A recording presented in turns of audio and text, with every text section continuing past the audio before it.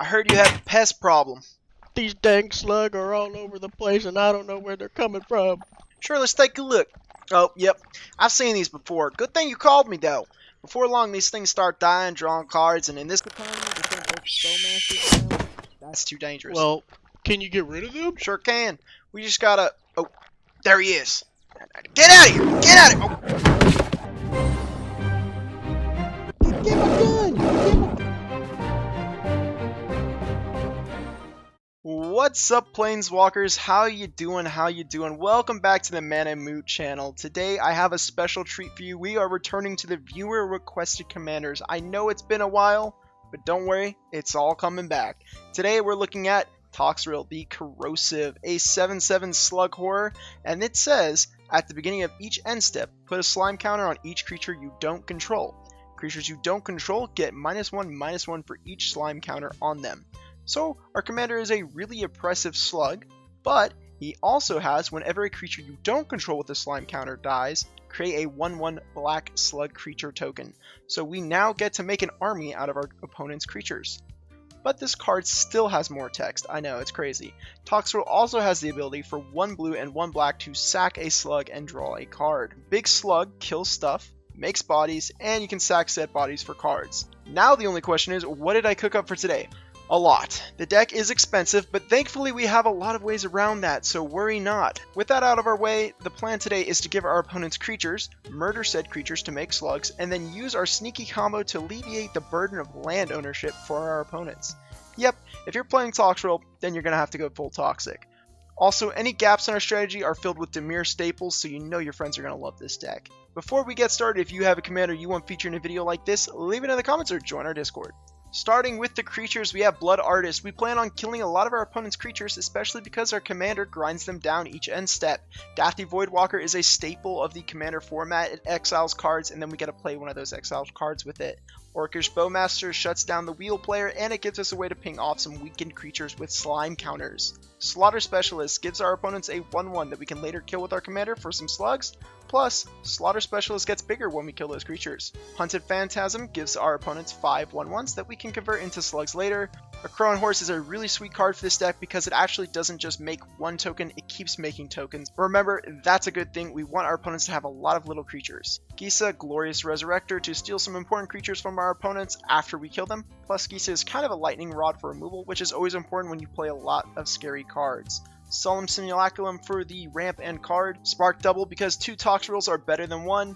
Clack Bridge Troll gives our opponents tokens and they can sack them and it lets us draw cards, so naturally it's a pretty good card in a deck like this. Grey Merchant of Asphodel because we play a lot of mono black enchantments and this card is clutch at keeping you alive and your opponent's dead. Shieldred, this card does a lot for its cost. It's a flashback that hits planeswalkers, it can't hit tokens, then it can be flipped into a Nightmare Saga that ends with a Dark Realms, which is usually a game-winning play. Sludge Monster also hands out slime counters and makes creatures with slime counters useless. So with this card and our commander, we can turn off all abilities of all our opponent's creatures on the end step. Sir Conrad the Grim for a way to ping our opponents down when we wipe the board. Massacre Worm is a sweet way to clear the board of all the small tokens we hand out, and if it sticks, it makes our commander even scarier because 2 life for every creature adds up fast when you shrink their board every turn. Now, onto the spells. First we have Dark Ritual for the early game acceleration, Preordained to draw some extra cards, Swan Song to counter a spell with restriction, but we also get to hand out a token that sized perfectly for Massacre Worm. Counterspell to stop scary cards, Curse of Swine to set up a big Massacre Worm play, or within 2 turns our commander can clear the board. Dramatic Reversal is part of an infinite mana combo, Feed the Swarm because we need a way to handle enchantments, Mana Drain because we have a 7 mana commander, and if we counter the right spell, we can get it out really early. Ask Diminish, which only hits 1 creature, but we can treat this card as some targeted removal, but if you're looking for some cuts, I'd probably start with this card. Fierce Guardianship because again, the commander is 7 mana, which means we'll want a free negate when we tap out to play it. Flatline lets our commander clear the board in 1 turn, giving us an army at the same time. Polymorphous Jest does the same thing, but this time those creatures lose abilities along with being 1/1s. Ravenform is a sneaky removal piece that leaves the opponent with an appropriately sized token. Toxic Deluge is our 3 mana board wipe, and we have to be careful because remember, we're handing out a lot of tokens, and if we can't get our commander down, then we just basically gave an army that could kill us. Asinine Antics shrinks our opponent's creatures and shuts their abilities off. Beseech the Mirror is a tutor that we can cheat out some really important cards if we need to.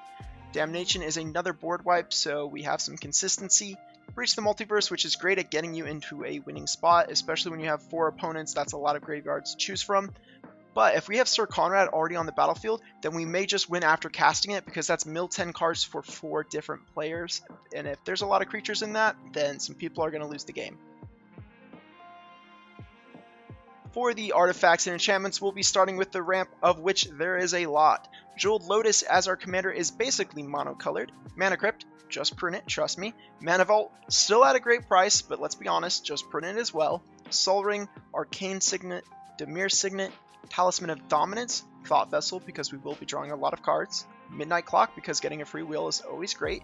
Black Market is great in this deck, especially when we know a lot of creatures will be dying. Now for our card draw, we have Mystic Remora, which at the right table is always an Ancestral Recall. Black Market Connections, which does actually ramp us as well and give us bodies, but I still put it in here since you can draw a card with it. Skull Clamp to make good use of our slug tokens. Phyrexian Arena is an old classic and it still holds up. Heuristic Study because no one ever pays the 1. For everything else, we have the combos Sensei's Divining Top, Aetherflux Reservoir, and Bolus's Citadel. Each card has good value on its own, so they're still good to include. Genesis Chamber gives our opponents plenty of creature tokens for our commander or the worm. The Meat Hook Massacre for a board wipe that gives us an aristocrat effect. Isochron Scepter is part of the combo that gives us infinite mana. In a pinch though, we can imprint a counterspell to be extra annoying. Lightning Greaves is protection for our commander. Swiftfoot Boots is even more protection. Animate Dead to steal a creature out of our opponent's graveyard. Or our graveyard, we can always reanimate our Massacre Worm. Trionic Resonator to copy the Massacre Worm trigger or our commander's ability. Tribute to Hirobi is a saga that can hand out tokens, and if we don't kill them, we get them back, and then we can Skull Clamp them, or we can sack them to this saga's flip side. Korma Spell is part of our land destruction combo. Don't worry, I'll be showing it at the end of the video. Just remember this card is 4 mana, so we can actually get it with Beseech the Mirror. Propaganda to keep us alive, because as it turns out, people don't like their creatures getting grinded into dust. Revel in Riches as our non-combat win con, and it should be easy to pull off if we can keep our commander on the field. Infernal Genesis is my favorite card in this deck, as we can give our opponents a massive amount of tokens with this card. They make 1/1s equal to the CMC of the card they mill. For the mana base, I always say follow your budget, but if you're looking to copy a mana base, feel free to copy the one in the deck list found in the description of this video. My land recommendation for this deck is Orborg, Tomb of Yawgmoth, as it makes the land destruction combo work, so it's kind of not a recommendation and more of like a must for this deck, but of course you can always change it around to suit your needs. For the combo section, I'll be showing off one of the combos featured in this deck, but there are more for you to find. So for this combo, we need our commander Toxrill, Korma Spell, and Orborg, Tomb of Yawgmoth all on the battlefield. Then we simply wait for the end step and let our opponent's creatures receive their slime counter. Since all lands are swamps, that means they're also creatures thanks to Korma Spell, meaning all our opponent's lands will get that slime counter, thus killing them as they're only 1/1s. This combo is evil, so use it at your own risk. That's going to be all for today's deck list. Let me know how I did or tell me about your favorite slug in the comments below. For me, it's personally the Banana Slug. Subscribe or join to support the channel, and I'll see you in the next video. Peace.